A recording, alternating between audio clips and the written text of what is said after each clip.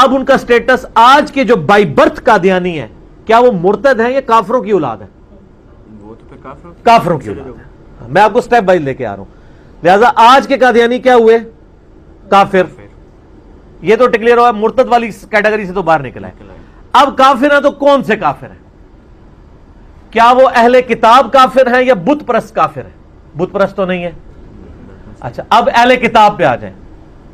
اہل کتاب جو آپ کے نبی کو جھوٹا مانتے ہیں، نعوذ باللہ، اور جو ان کی کتابیں جو تورات اور انجیل ہیں ان کو ٹیمپرڈ فارم میں مانتے ہیں، ان کا سٹیٹس یہ ہے، ان کی عورتوں کے ساتھ نکاح، ان کا ذبیحہ بھی حلال ہے.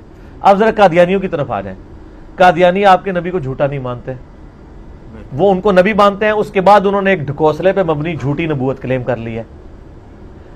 یہ ایک چیز ان کو یہود و نصارہ سے بہتر کر دیتی ہے. قادیانی قرآن کو مانتے ہیں. اب رہا عمل کرنے کی بات، تو وہ بریلوی دیوبندی اہل حدیث شیعہ ماشاءاللہ جس طرح کا عمل اس کے اوپر کر رہے ہیں وہ بھی آپ کو پتا ہے. السلام علیکم ناظرین، میں مرزا انجینئر صاحب کا ایک کلپ سن رہا تھا. انہوں نے کہا یہ قادیانی جو ہے وہ آج کے جو قادیانی ہے وہ ڈیٹ آف برتھ کے لحاظ سے ہی کافر ہیں. جب وہ کافر ہیں تو ان کو جو ہے کفار کی اعلیٰ کیٹیگری میں جانا جائے گا، نہ کہ مرتد سمجھا جائے گا، اور اس طرح سے وہ کہا جائے گا. انہیں مرتد نہیں کہا جائے گا، انہیں کیا کہا جائے گا؟ کافر کہا جائے گا. سر اب میں آپ کو سٹیپ وائز، وہ کہہ رہے تھے نا سٹیپ وائز لے کے چل رہا ہوں، تو میں سٹیپ وائز لے کے چلتا ہوں. قادیانی جو پیدا ہوا اس کا باپ قادیانی تھا. مثلاً کہ میں ایک مثال دیتا ہوں، ایک شخص جیل میں رہ رہا ہے، اس کے پڑوسی قادیانی ہیں. اب اس شخص کے جو ہے جب باپ تھا تو اس کے گھر جو ہے نا وہ قادیانیوں کے یعنی پڑوس میں ہے. باپ ان کا جو تھا وہ اس شخص کا یعنی جاب کرتا تھا ایک نجی کمپنی میں، تو نائٹ شفٹ ڈیوٹی ہوتی تھی. اس صورتحال میں حادثہ یہ ہوا کہ کیونکہ قادیانیوں کا پڑوس تھا تو اسی قادیانیوں کی پڑوس وجہ سے ایک شخص پیدا ہوا. پھر اس نے ڈگری تو انجینئر کی لی اور وہ بھونکنے لگ گیا علماء اسلام پر. انہی کی کیٹیگری، انہی کے ہتھیار اٹھا کر کے انہی کے اوپر چل دوڑا. منافقین اور ان لوگوں کی ہمیشہ سے یہ عادت رہی ہے کہ وہ کیا کرتے ہیں کہ مسلمانوں میں گھس کر کے مسلمانوں کا یہ ہتھیار ان کے اوپر چلاتے ہیں. اسلام میں ایسے ہزاروں مثالیں آپ کو مل جائیں گی.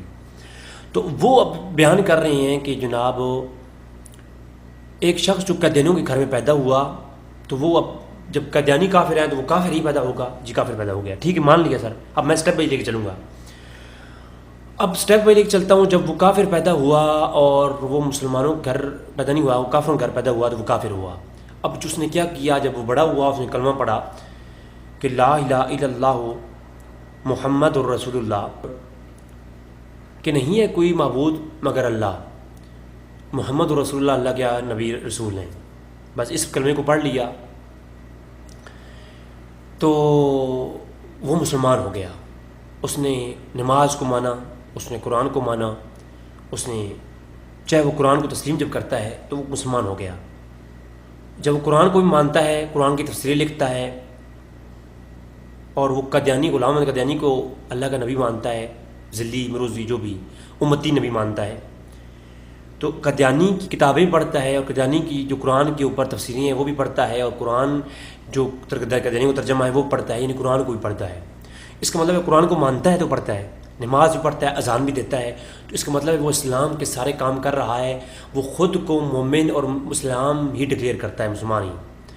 اب جس شخص کا یہ دعویٰ ہو کہ وہ مسلمان ہے، اب یہ قادیانی ہے، کوئی ایک قادیانی ایسا نہیں جو قرآن کو جو ہے نا نہ مانتا ہو.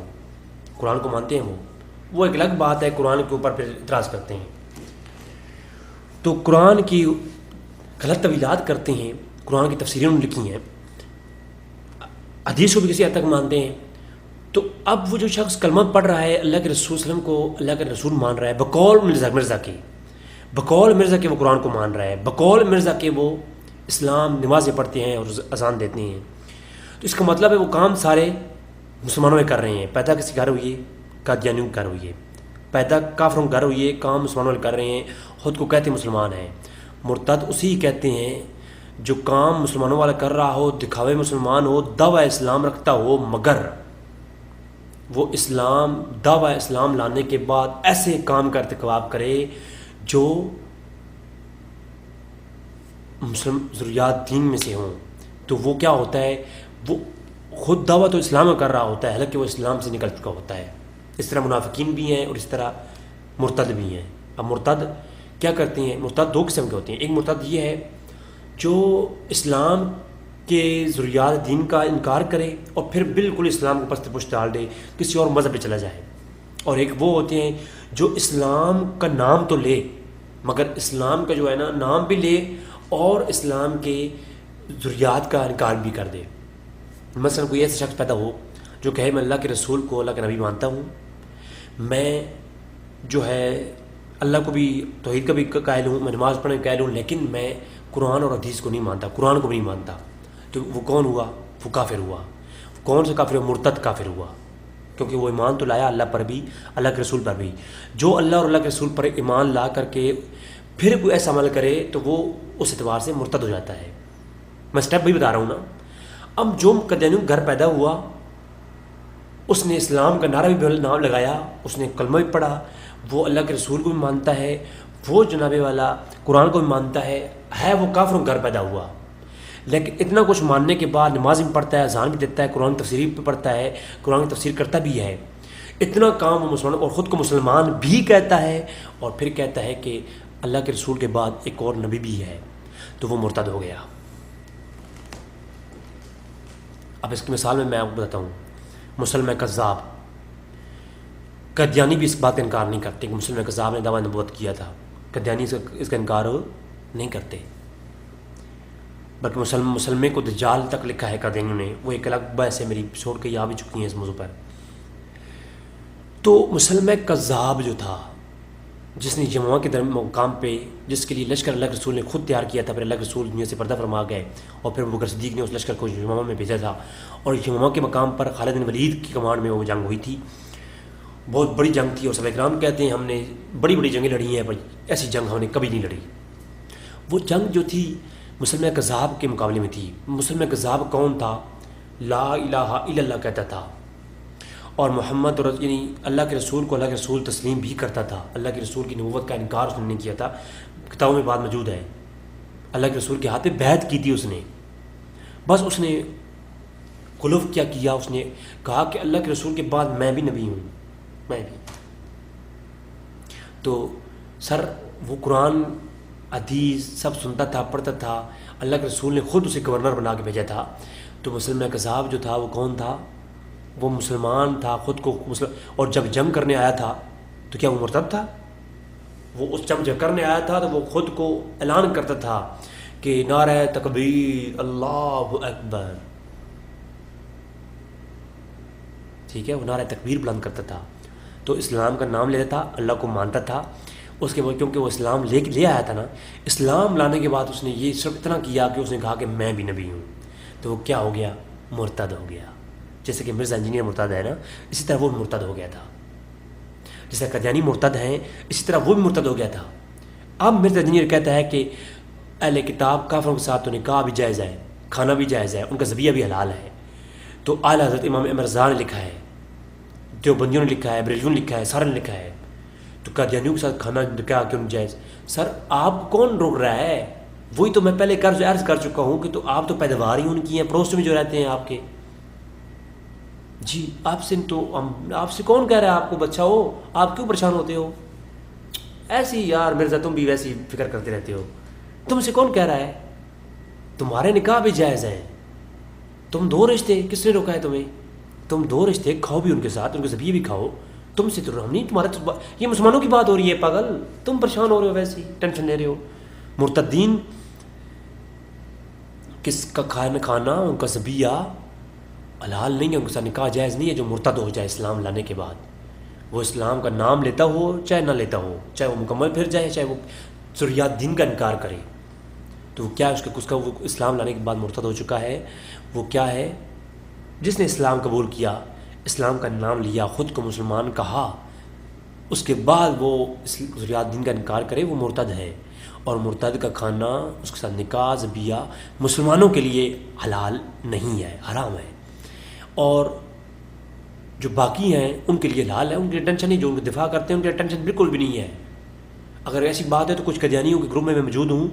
اس دن اس نے میسج کیا ہوا تھا کہ ہمیں رشتوں کی ضرورت ہے، تو ایک اور قادیانی سے ریکویسٹ کر رہا تھا. تو میں ان کو بتا دیتا ہوں کہ ایک آپ کے حمایتی ہیں، ان سے جا کے آپ رشتہ طلب کریں، آپ کو مل جائے گا رشتہ، ٹینشن لینے کی بات نہیں ہے. تو یہ سر بات امید ہے سمجھ آ گئی ہوگی کہ جو نان مسلم ہیں، اہل کتاب ہیں، ان کا ذبیحہ حلال، ان کے ساتھ نکاح جائز.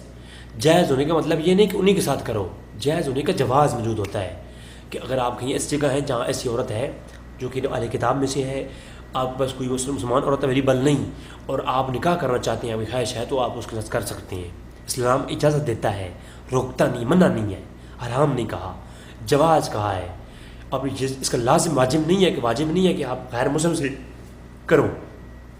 نکاح کا پہلا جو حکم ہے وہ یہ ہے کہ مسلمان عورت سے کرو، لیکن ایک جواز موجود ہے، آپ کر سکتے ہیں.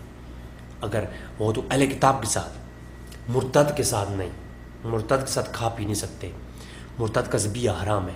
جو اسلام لائے، دعویٰ اسلام اس نے کیا ہو، اور پھر اسلام لانے کے بعد پورے اسلام سے پھر جائے، یا ضروریات دین کا انکار کر دے، چاہے قرآن کا انکار کرے، رسالت کا انکار کرے، یا بعد میں کوئی رسالت کو مانے، کسی اور رسول کو مانے، یا کسی رسول کو نہ مانے، جو کسی اور رسول کو، جو رسول نہیں اس کو رسول مانے، وہ بھی مرتد.